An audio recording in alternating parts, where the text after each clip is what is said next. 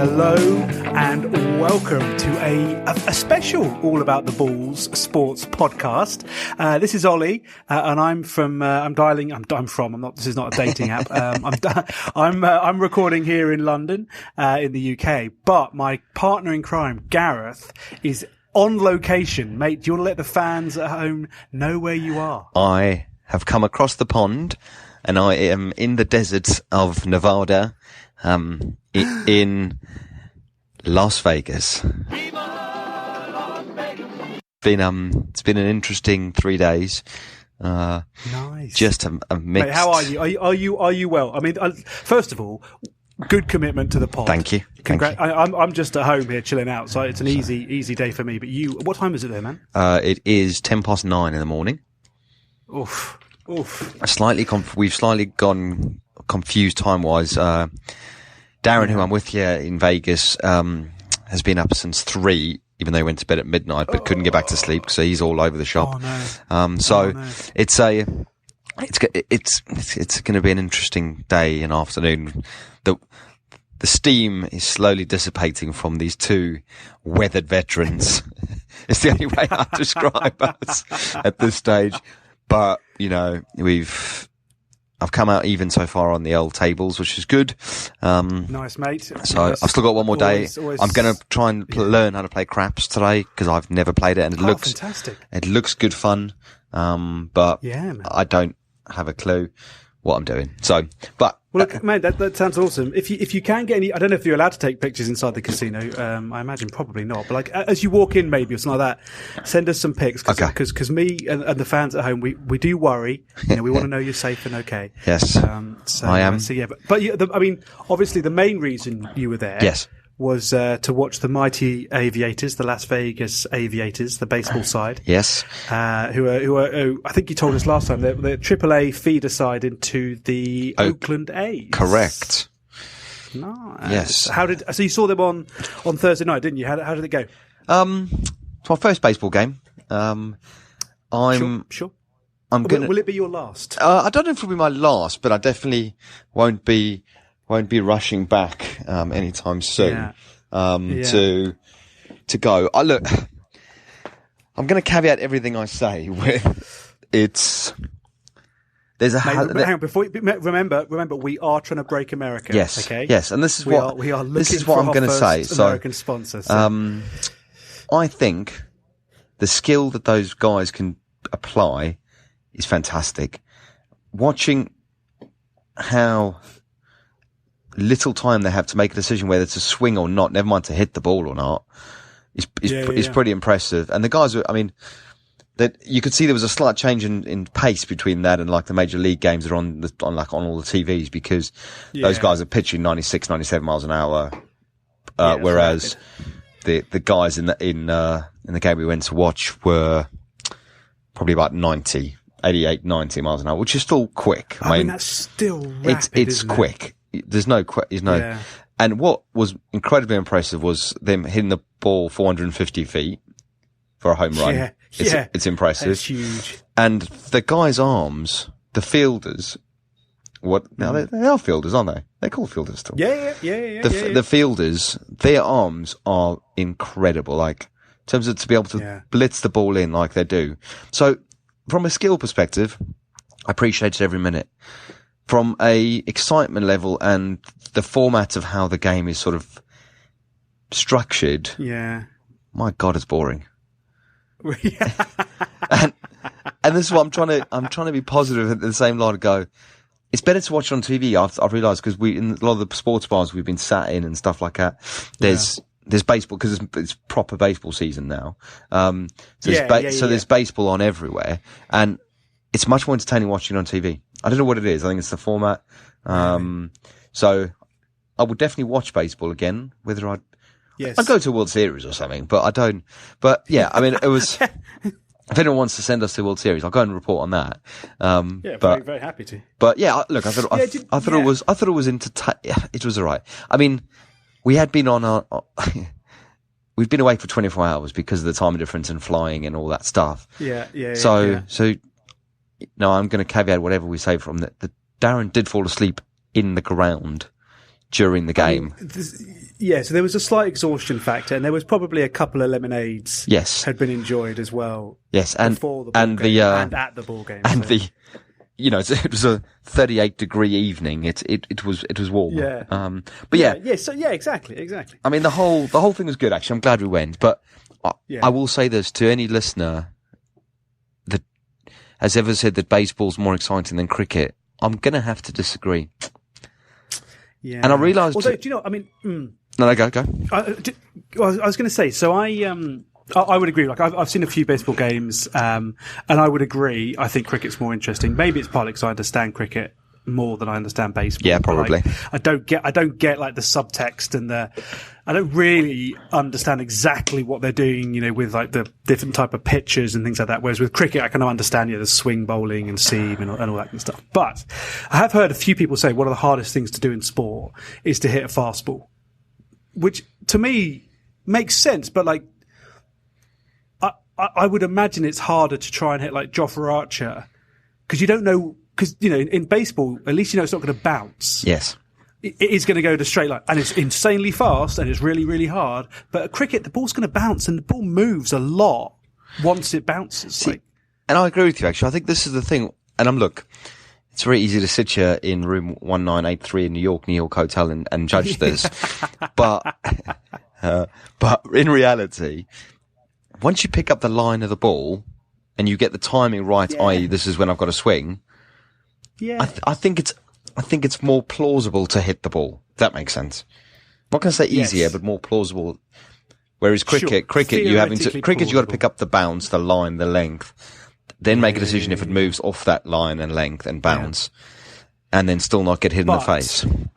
I do take your point, though. Yeah, getting hit in the face is a good thing to avoid. I do take your point about the fielding, like the way they whip that ball around, particularly the infield, between bases, and they are so accurate. Like they hit, if the fielder's there holding out his glove to get a run out one of the bases, they hit it 9 times out of 10. Yeah. Like the guy who's catching doesn't need to move. He just plants into his glove. That was the most impressive part for me. Yeah. Which I didn't. But the ground was great. It was excellent. But definitely, cricket is the real winner for me out of the two. And speaking of cricket, that's a nice little segue because we can talk about the Ashes because we are only a week away. Yes. Actually, but before the Ashes, I can't remember when you left. You left on Thursday. So did you get to see much of the England-Ireland 3-day test? Annoyingly, I woke. Because of the time difference, by the time I'd woken up on the last day when it was the Wokes show, it was the Wokes and Broad, wasn't it? The Wokes and Broad show. Wokes and Broad, it was insane. But, so I only woke up to read that, I didn't see it, but I did see the prelude to that in terms of just the ridiculous game. It was just a ridiculous game. So question for you, two things. Yeah. Is it worth it? Was it worth it? And did we learn anything? It was definitely worth it for Test cricket, for Ireland. Okay. Yeah. I think so. Obviously, I know they got rolled in the end, but I think it made it a lot more entertaining than anyone thought it would be. Yep. And did we learn anything? No. Not in my opinion. I don't think no one was challenged in a scenario that I think they're going to come up against Australia. Yeah. What do you think? The only thing I totally agree. I don't think it was particularly beneficial for England. The only way I can think of it being beneficial for England was it the match they needed after the extremes of the World Cup for some of their players to switch back now into, okay, that was amazing, but it's over. We've now got to focus. Yes. I don't know if that, if there's any kind of hangover from the World Cup, and I imagine there probably was a hangover. But hopefully maybe that's got it out of the system. I can imagine people like Stark and Cummings, were looking at Jason Roy and particularly the way he got out in the first innings from oh, hello, Vicar. He's got big question marks, I think, over him, over his technique in Test match cricket. I really hope he succeeds. I think he could be a really exciting option for England. Yes. England's Test lineup. Yeah. But yeah, we'll see. So I mean, okay. So then talking about the Ashes, How you? What are your thoughts? Because the squads have been announced. I think it's pretty much where we thought Thursday? It would be. I thought Matt Carey would get a shout for Australia. I thought he'd get into the squad. Yes, he had a cracking World Cup. Surprised by that. I think if Tim Payne wasn't captain, I think he probably would have been under challenge there. I'm surprised they haven't picked him in the squad. I thought he played well. I thought he looked like he was pretty organised with the bat. And I think he'd probably play him as a batsman, but like a proper middle order batsman, especially with But so obviously, I'm very, very pleased Archer's in the squad. He's exciting. Mm-hmm. There's a good question marks around who's going to play, I think, in that first test around with the bowling attack if Archer's fit. Because he had a bit of side strength. Because you can go Archer, Anderson, Broad, Wokes. You've then got Mark Wood. You've got Ben Stokes. I mean, Ben Stokes is in the side anyway, isn't he? So he's kind of another option as a bowler. But then there's... I think if he's fit, he'll play. It's just who they leave out. Where's the first match? Where's the first test? Edgbaston. So it's not a massive spinning wicket, is it? No. So you're not going to go two spinners. No. So I wonder if I think it's going to be interesting. Moeen doesn't maybe Moeen doesn't make the lineup. Yeah. What do you think they'd play Rashid over Moeen Ali?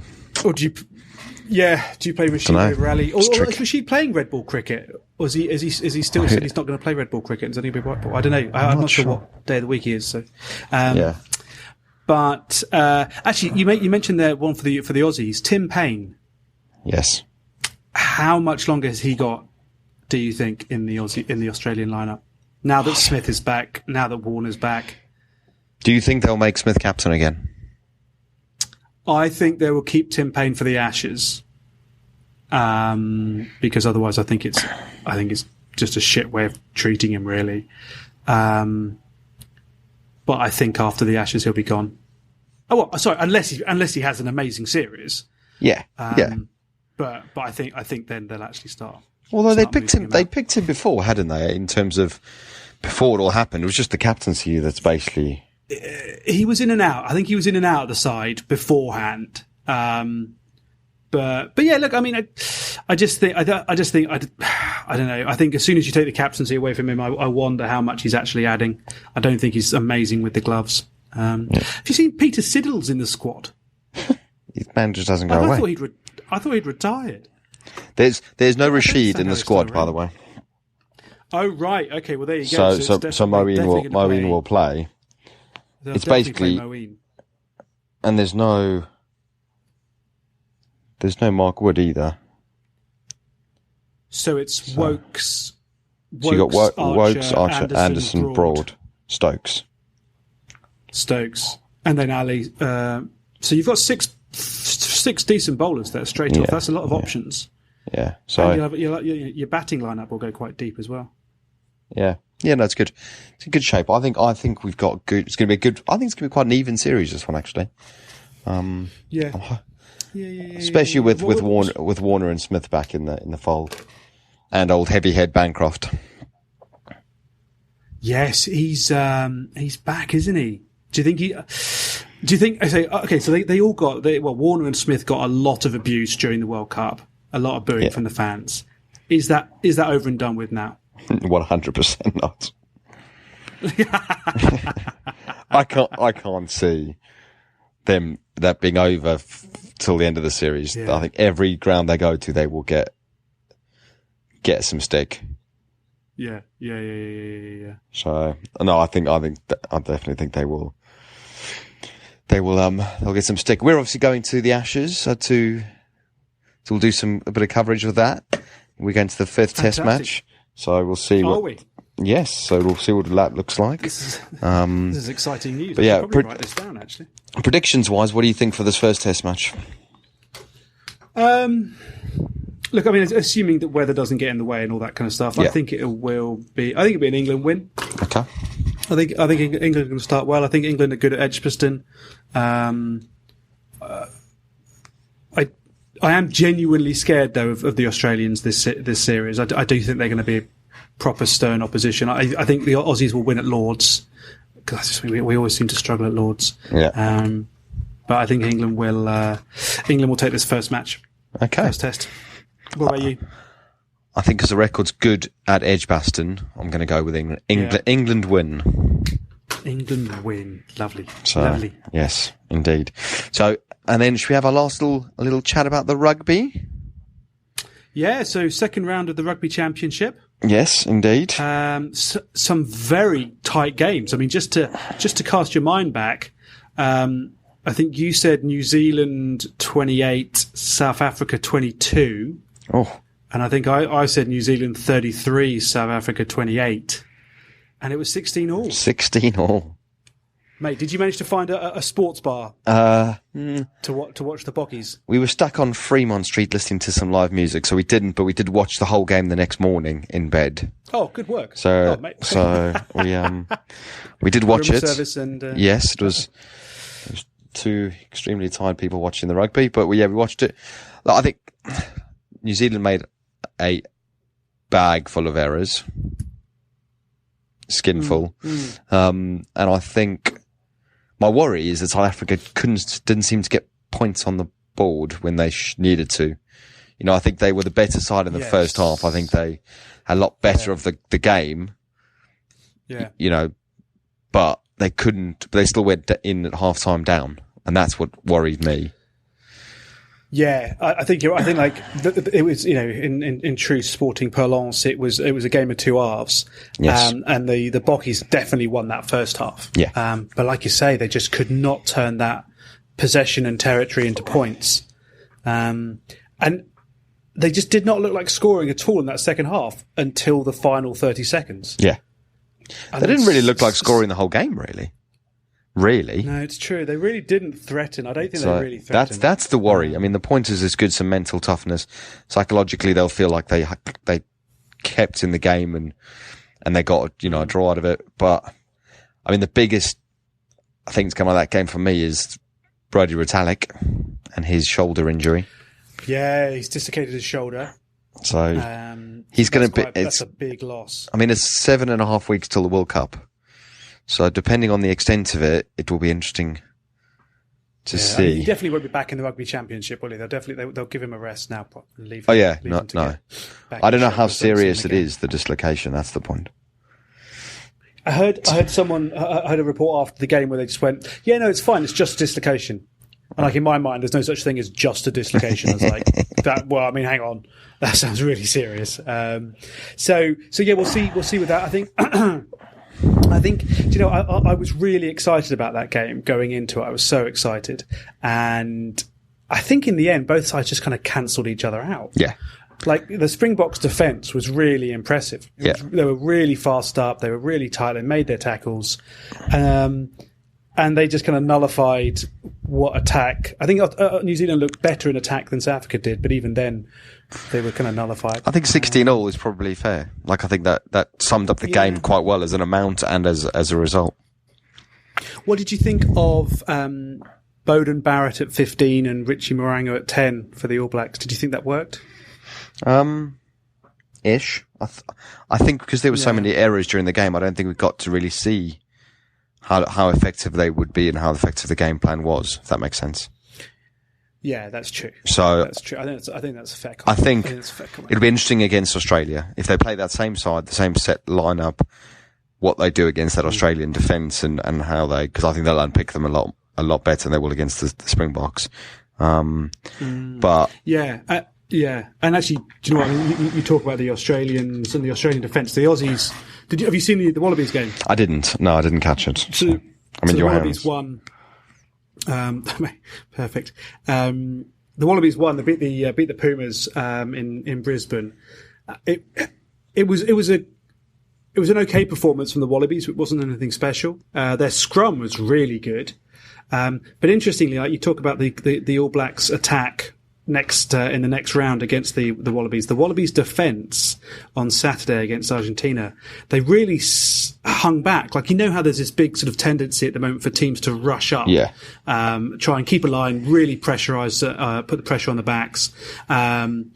the Wallabies just hung back, but they seemed to be doing it deliberately. It wasn't like laziness or something. They sort of let the Argentinians run at them, and they were quite effective. That defence was quite. They missed, they actually missed about 25% of their tackles, but the Pumas really struggled to make any kind of ground against them. But to be fair, both sides made so many errors. I think the Wallabies made like 24 unforced errors, and the Pumas made 30. And I was thinking about this, like, a match is 80 minutes long.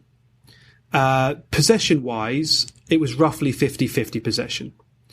So the Wallabies had the ball for 40 minutes maximum. Right. Yeah. And they made 24 unforced turnovers. They made 24 turnovers. So that's like one every minute and a half, like minute 40 seconds. Yeah, it's a lot. But then even more so, like, they didn't have the ball. Like, a ball is not in play for 100% of the time. Yes. It's only actually being played. So, like, say if the Wallabies had a maximum of 40 minutes, they probably only had the ball in hand actually about 25 or 30 minutes. And so to be making 24 hours, it's almost one a minute that they gave the ball back to the Pumas. And the Pumas were even worse. I mean, that doesn't terrible. bode well for either of them, does it? Yes, like you say, against the Kiwis, if the Wallabies' defence stands off and lets Mo'unga, Aaron Smith, Sonny Bill, Bowden Barrett, if they let those guys run at them, they are going to get torn to shreds. Yes. That's my prediction anyway. It's going to be interesting. It's going to be interesting. Yeah. Sorry. But mate, look, it's a shorty but a goodie yes. Today, as you need to get to the tables and get gambling. And mortgage isn't going to pay itself. Yes, exactly. That upgrade to business class is not going to pay for itself. So I've got to. Okay. I'm about $900 short of that. So I need to go and do my best today. Win the old crapperoonies and then go from there. So we will see. But mate, I'm very glad we managed to get this together. Yes, indeed. It's always a pleasure chatting to you, and I will catch you when I'm back. Pleasure. Yes, look forward to it. Big week this week, Ashes. So yes. We'll be lots of chat online about that. Yes, indeed. But yeah, I'm looking forward to that. And so bring on the Ashes. Bring on the Ashes, mate. Indeed. Mate, safe travels. Thanks, mate. I'll speak to you soon. Go well. Cheers. Bye.